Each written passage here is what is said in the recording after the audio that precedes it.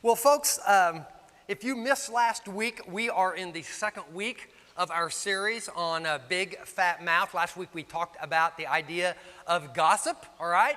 And if you happen to miss that, I would invite you maybe to go to either our website or to YouTube, and you can pull that up. And hey, I would even give you a recommendation of sharing that news. All right, that kind of news would not be gossip, so you can just share that on with someone else if you'd like to do that. Today, as we just said in the video, we are talking about the subject of complaining.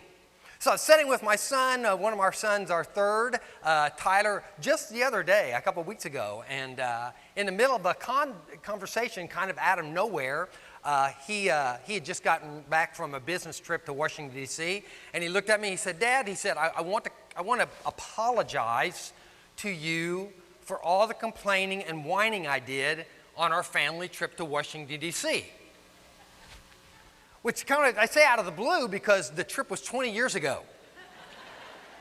And all of a sudden we're sitting in his living room and I get this apology, you know?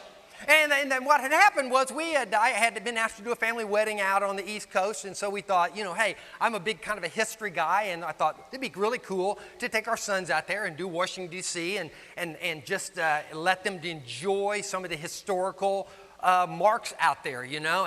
And you ever had one of those times when you want your kids to enjoy something as much as you do, but they don't?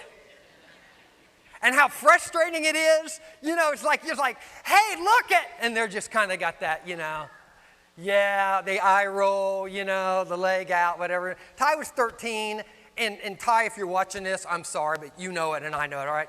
That boy could whine and complain with the best of them, all right?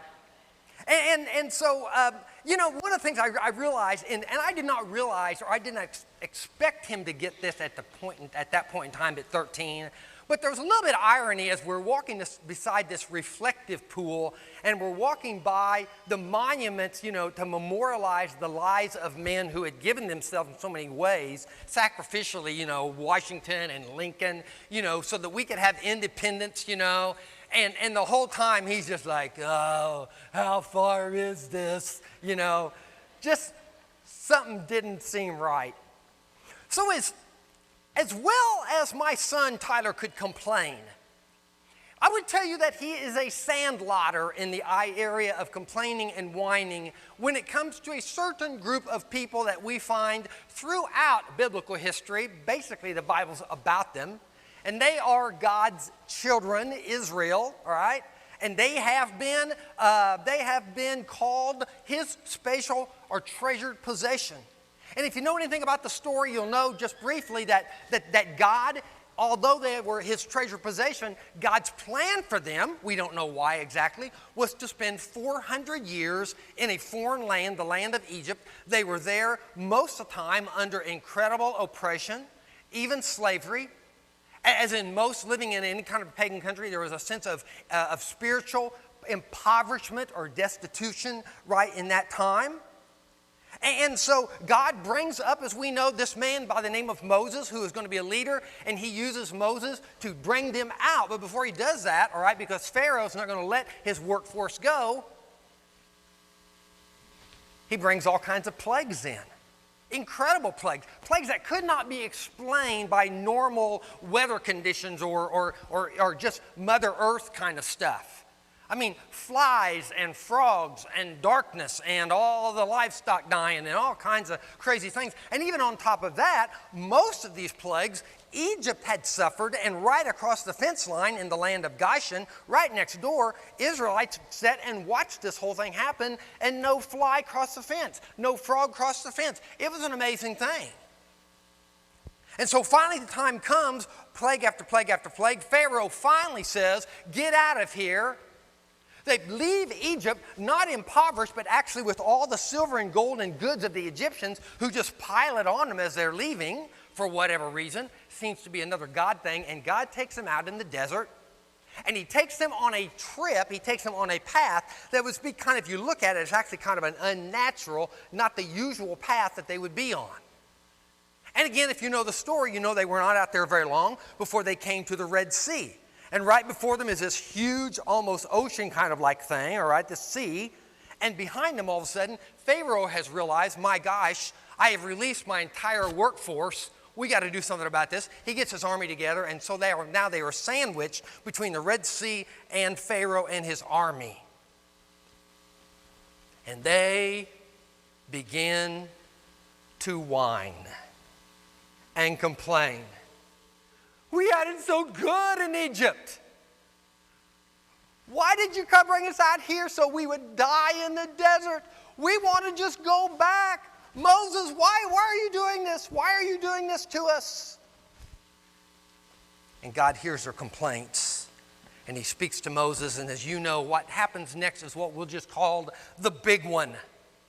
The big one is referred to over and over and over in the Old Testament as a time when God wants Israel to remember just how great and big he is. He talks about the big one. What's the big one? The big one is with Pharaoh and his army coming up on them, they look out on the Red Sea. Moses raises his hands. The Red Sea parts. I thought about trying to find a video, all right, of, just kind of show us what it might have looked like, but everything just seems so paltry when you actually think about a sea opening wide and them crossing on dry land with whatever fish and stuff were sticking out of the water on both sides. Pretty amazing thing to think about.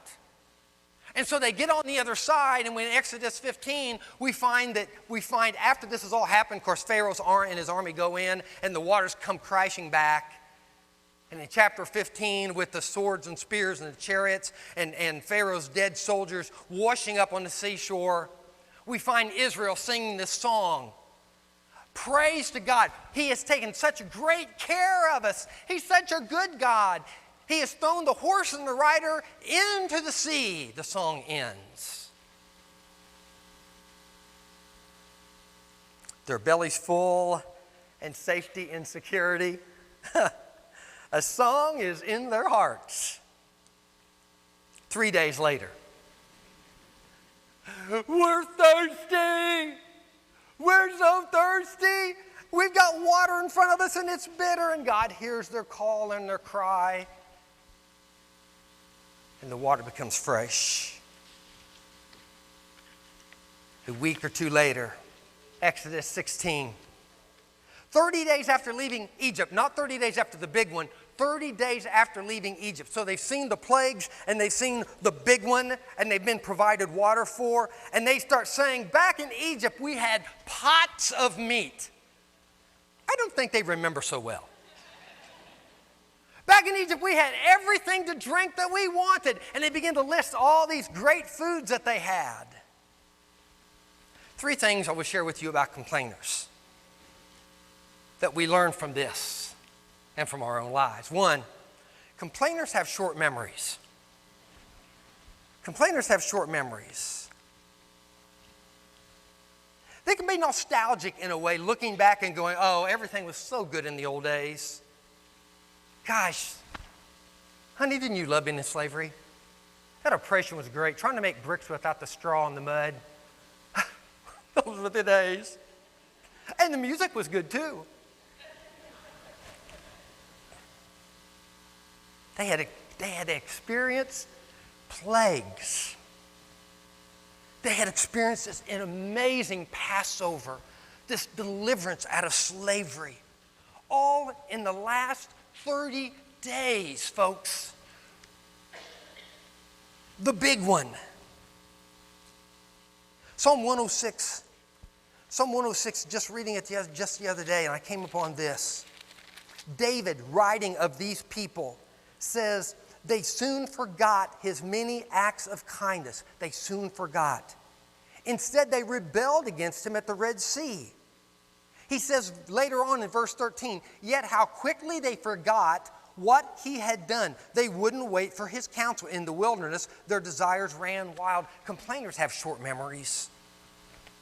Maybe you're like me.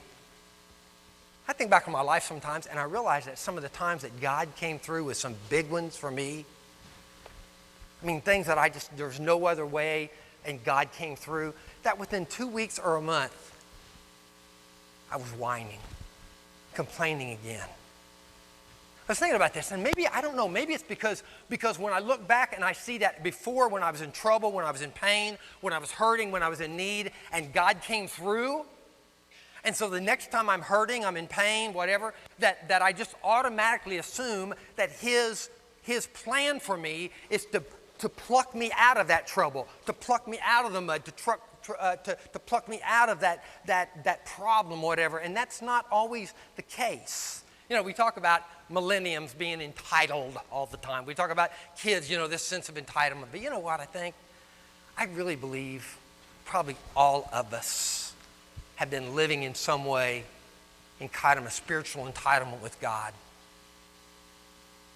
That he does something once he delivers, he plucks us out of our trouble, and we expect that happen every time after according to our plan. They have short memories, and they love a crowd. Complainers love a crowd. You notice when you read through these particular chapters of Israel in the wilderness, what you realize is this: that word is always we. We are hungry. We are thirsty. We have this need. We is awfully close to me. You just turn over the W. Right? And one of the things that we find out about complainers and whiners in our own lives is that we are sharp enough to get that if I talk about I am hungry and I am thirsty and I have these needs, well, that comes across, quite frankly, as immature and childish, right? And so we're smart enough to know I don't want to seem immature and childish.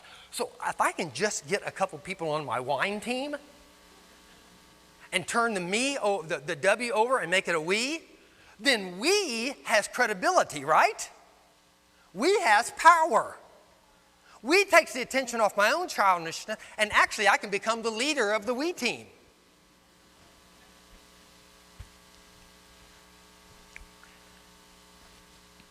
Sometimes in church, hang around long enough, the we team becomes them. Church people love to talk about them. Steve, there's some people who really don't like the direction we're going right now. They shall go nameless. Right? I'm just their spiritual spokesman.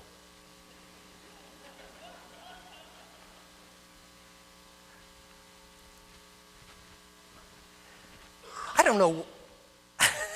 This wasn't in my notes, but it just seemed like a fun thing to say. I don't know what the team colors are for the we team, but I think it's yellow. Phew. Really, not even in my notes. That must have been God.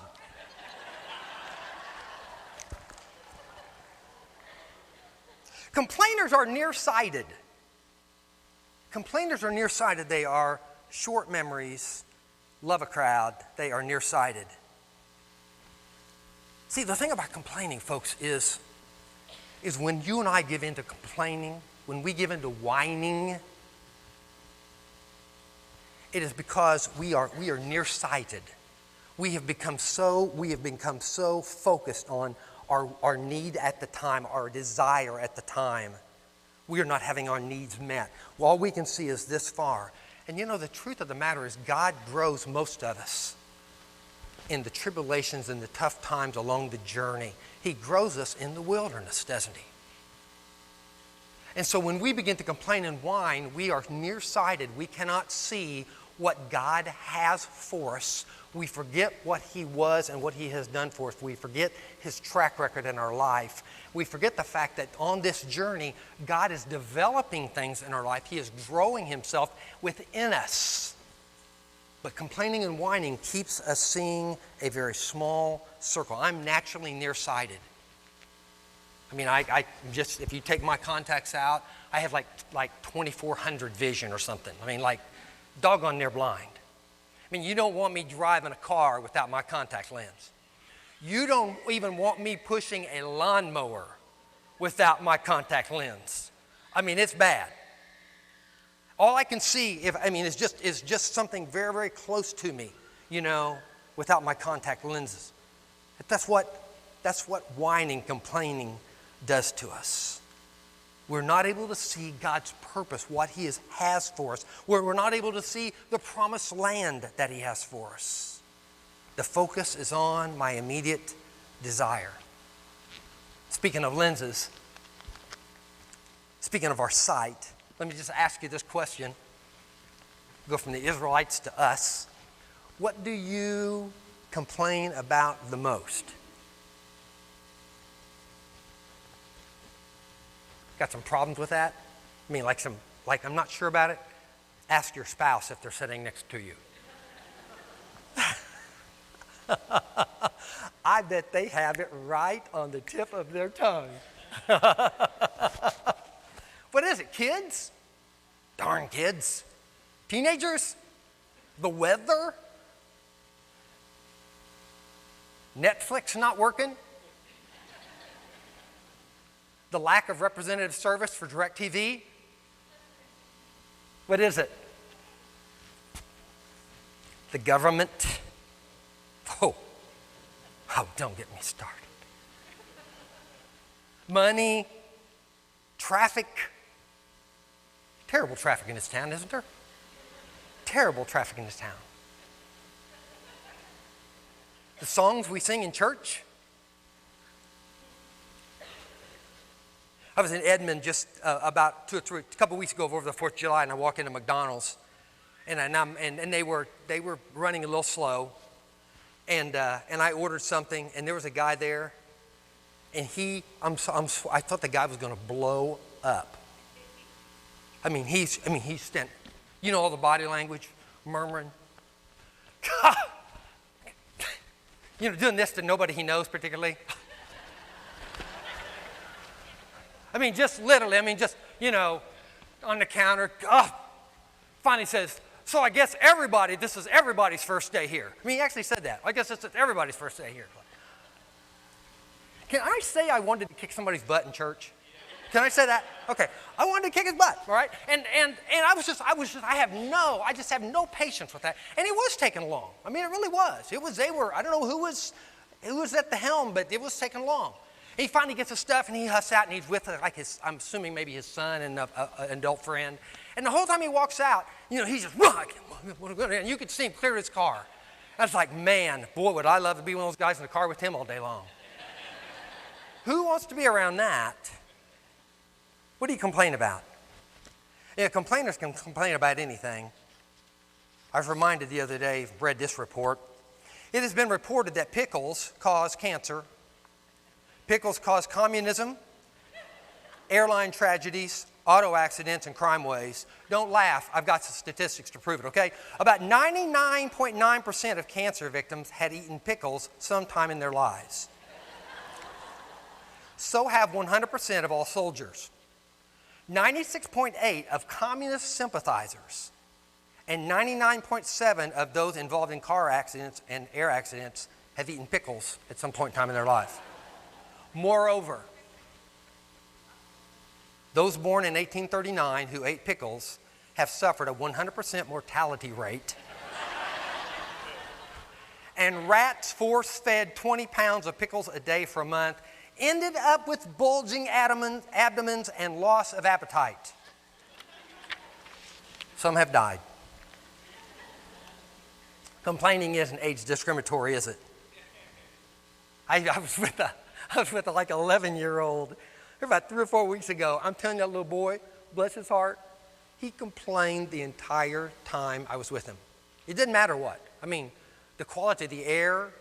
He was just complaining. I was just reminded, you don't have to be an old dude to fall into complaining. But I will say this. I think as we age, as we get older, it is easier because as the world's changing, we're trying to hang on to what once was or how we remember how it was. It is easier to begin whining and complaining about things sometimes. And last week, and I can't believe I'm saying this again, but last week I brought up the fact that possibly if you're a woman, you might be a little bit more vulnerable to gossip. Look at my sermon, all right? And I would say if you are a person whose natural tendency is to want things just right, I mean, if you want things in order and you don't like chaos and you want to know what's going on, you want to plan, you're uncomfortable with, with like not knowing what's going on, you probably might struggle a little bit more. You might be vulnerable to that because it's easy to get a little bit negative about things if you want order and there's chaos and you want it to be right and it's wrong. So just a thought. Here's the deal. Really, whatever you complain about, right? Whatever you complain about isn't really the problem. We understand that, right?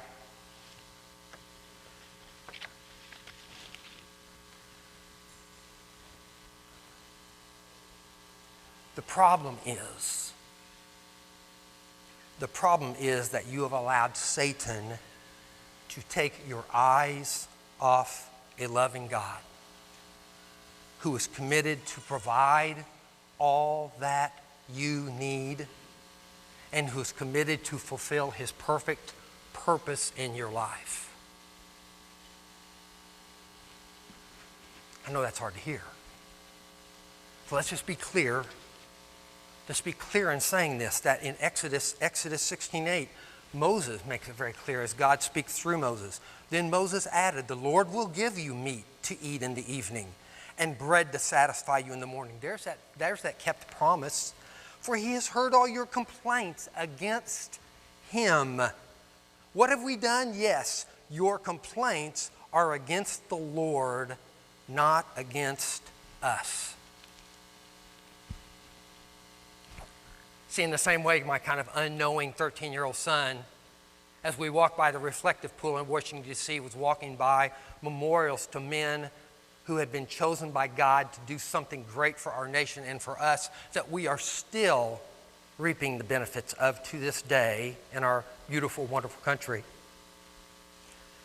These people were rejecting the leader that God had placed for them, the leader that had gone to bat for them, the leader that God had done the plagues through, that leader that God had done the big one for, the leader he had chosen to take them into the promised land. They were complaining, and Moses makes it clear, because God makes it clear to Moses, you are not complaining against Moses, me and Aaron.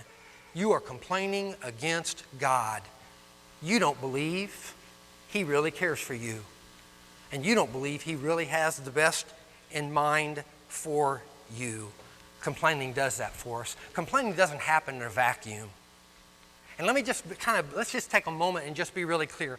I'm not talking necessarily, when we talk about complaining and whining, I'm not talking about being negative or being positive. I'm not necessarily talking about being a pessimistic person or an optimistic, naturally person. All right? I'm not talking about necessarily someone who sees the cup half empty or a person cup half full. That's kind of human level stuff, honestly. What we're talking about is getting to the heart of the issue, and is that whining and complaining for us as believers is saying to God, we have taken our eyes off of him because we do not believe that he is capable or willing to take care of our needs. You know, there's a natural progression. There's a natural progression in complaining, and this I was just reading the other day in Psalms. Here's what David says. After he says they soon forgot his many acts of kindness, after he says they quickly forgot what he had done, here's what the next progression of is. Catch this. The people made a calf at Mount Sinai. They bowed before an image made of gold. They traded their glorious God for a statue of a grass-eating bull. They forgot God, their Savior, who had done such great things in Egypt.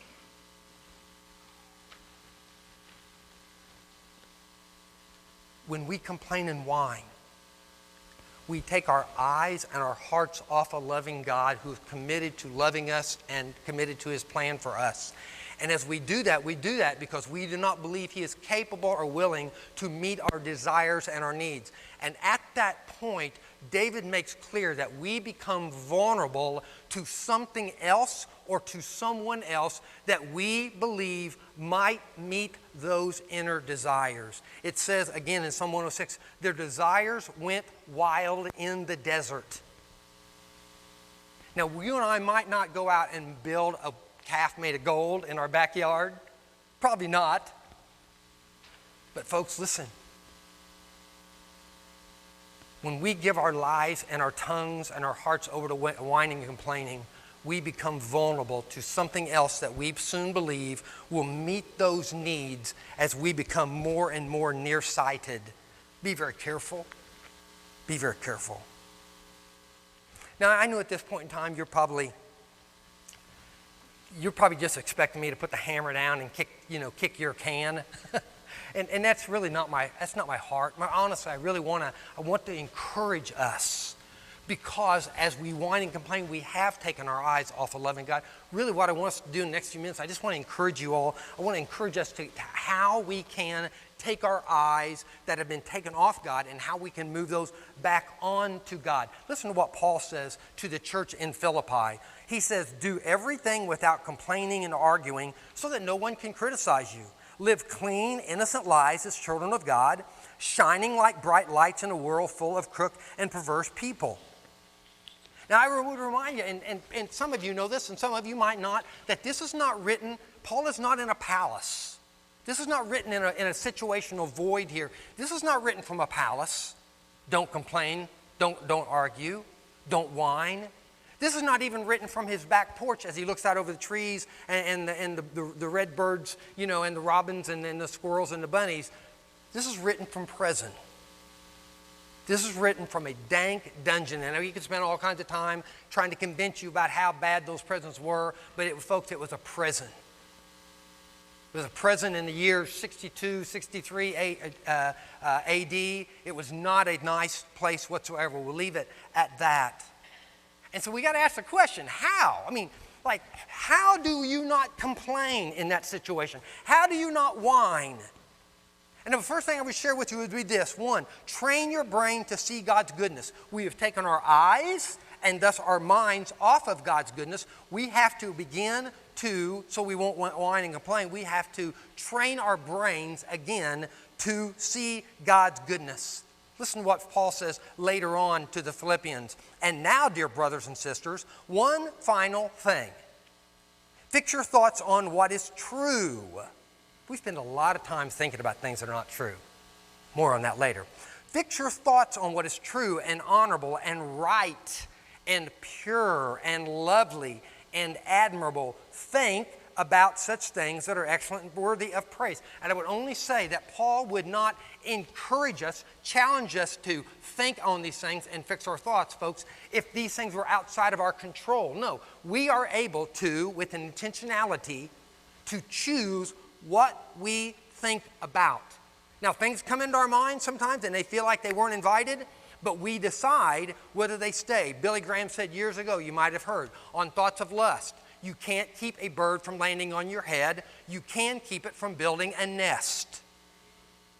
And that goes not only with lust, but that goes with any thought that is false. Any thought that is not honorable, that is not right, that is not pure. It comes to our head, we can recognize it as that, and we can go, you know what, I'm thinking about something else. And whether we are able to think about something else has a lot to do with what we have been putting into our mind at other times. What are you putting consistently into your mind? What are you putting consistently into your mind? I love rock and roll. I love music. I listen to music a lot. And I became convinced a couple years ago when I was really struggling with my mind in some different areas that I just needed to have a message of the gospel. I needed to hear the word Jesus. I needed to hear the word Savior. I needed to hear the word about His love. And so I became convinced to make an intentional decision just to listen to a lot more music that was about the name of Jesus. Am I putting down the other stuff? No, I still love it. I love it too much sometimes. I'm just saying, for me, to put my eyes and my brain on the goodness of God meant I had to be feeding it there so it would have something to draw from. Two things. It has to be intentional. It's not going to be an accident to train your brain. It has to be an intentionality. You have to make a decision. Something has to change. The other thing is it has to be It is a process. And so as a process, I would share with you that a process means that it's going to take a while and that there's going to be failure along the way as well as a few wins. At first, more failures than wins. Because if you've been complaining and whining, your mind is naturally going to go there. Complaining and whining feeds and births complaining and whining, all right? More, not less. And so that we have to recognize that it's a process, and that means that you're going to lose a few. You're going to let a few things build nest in your brain, and you're going to have to clear it out and start again. And when you get a victory, we rejoice in that victory. We celebrate that victory. Number 2, change your circumstances or change your perspective. Change your circumstances or change your perspective. My biggest problem, writes one writer, is my unwillingness to give up control, to abandon myself in faith to the process of becoming like Christ. When I press myself, I have to confess that I can't believe my life is going to be good unless I control it. There are some things that you can control. And if you're complaining about something, if you're whining about something, you have to look at it and go, okay, what about this with a little bit of change? If I quit making rationalizations and justification for my bad habits, what can I change about this? And if you can change it, then make the changes. But sometimes we can't. Sometimes there are things that are out of our control. Matter of fact, most times things are out of control. Then change your perspective. Change your perspective. You've heard me talk about my brother-in-law, Michael, who has cancer. Last Monday, they brought hospice in. It's not usually a good thing. And I've never been there with my body eaten up with cancer, and so I'm hesitant to say much. But I would just say maybe for my brother-in-law at that point in time, at this point in time, that you somehow try to make a decision to be thankful for each day that God gives you, and then certainly that you begin to set your mind and your heart more on the promised land than maybe ever before. Because there's some things you can change, and there's other things you can't. And if you can't, you have to change your perspective. Last one is this, where we rejoice. Paul uses the word rejoice more in the letter written from prison to the Philippians more than any other letter that he writes. And you've got to ask this question. I mean, I have to ask my question. How is that possible? How is that possible? And it's possible because this. It's possible because it's not about me. Whining is always about me. Complaining is always about me. It's not about me. It's about Christ. It's about Christ. Look what Paul says in Philippians 1:12. And I want you to know, my dear brothers and sisters, that everything has happened to me here has helped to spread the good news. He says earlier in 1:20-21, for me to live is Christ. For me to live is Christ. He's not about his own agenda. Paul is not about his own personal discomfort, which would be great and farther more advanced than anything we could imagine. The discomfort he was feeling there, the needs and desires that he had that were not being met. So easily could have fallen to complaining and whining, but because it was not about him, he was about God's desire. Everything that has happened, everything has helped to spread the good news. That's God's agenda. That's God's agenda. And when his agenda becomes my agenda, and it's not about me any longer, then rejoicing can happen because we can see God in the journey. We can see the end goal. We can see God and his track record behind us. Let me tell you, I love Craig Rochelle of Life Church says this. He says, listen, folks, Paul's chained to a Roman guard. He says, Paul's not the prisoner. The Roman guard is the prisoner. Because don't you know that those Roman guards every day were probably drinking coffee and just fighting over who had to be chained to that dude? Because as soon as they got their coffee done and the chains were put on there and they're standing there, you know what they're going to get. They were going to get the gospel for 8 or 10 hours. Jesus lived, Jesus died, Jesus crucified and resurrected over and over again. Why? Because everything that happened to Paul was there to advance the gospel. The Roman guard was the prisoner. Who are you chained to? What are you chained to? What are you complaining about and whining about where actually God would just say, hey, listen, this is a great opportunity for the gospel to be spread. Just change that perspective.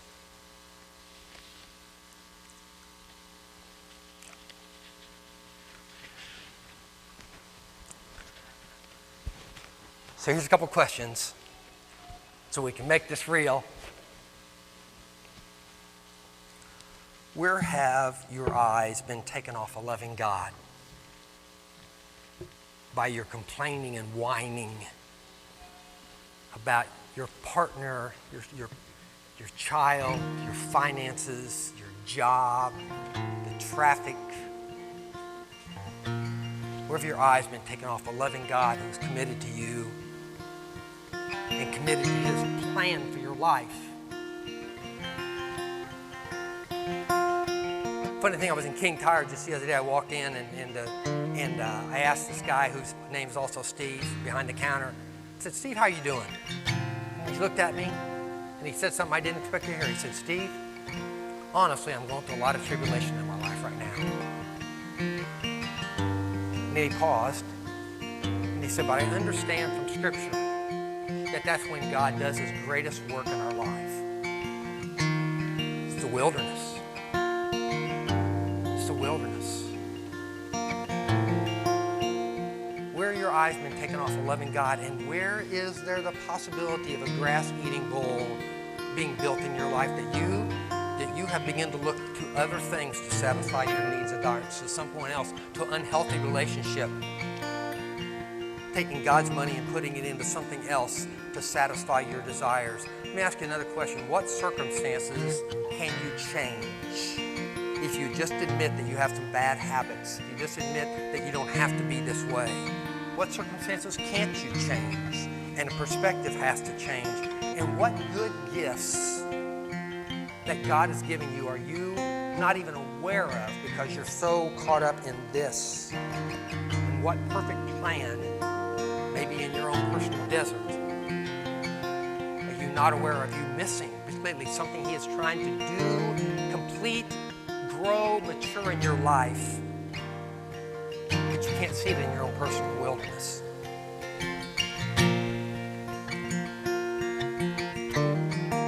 Getting ready to sing a song we sang earlier in the service called Do It Again. Walking around these walls, I thought by now they'd fall. But you have never failed me yet. That's a line of a long memory, not a short memory. Waiting for change to come, knowing the battle's won. It sounds like to me that the battle is still on, that the walls are still there, that the wilderness is still being encountered. You have never failed me yet. Your promise still stands. Great is thy faithfulness. Great is thy faithfulness. This is my confidence. You have never failed me yet. Listen, folks, when we are in the desert and we are tempted to whine and complain, whether we feel Him, whether we see Him, we declare with our mouths, great is your faithfulness. I don't see you. I don't know your plan. Great is your faithfulness. And David says, all my confidence is in you. And for this reason, I can sing your praises with all my heart. Folks, let's not be whiners. Let's not be complainers. Let's take our eyes that have been removed from a loving God who is there for us on the worst day, and let's take our brains and our minds and our eyes and put them back on that God who is committed to loving us on our worst and who has the perfect plan for our lives. He will Do it again.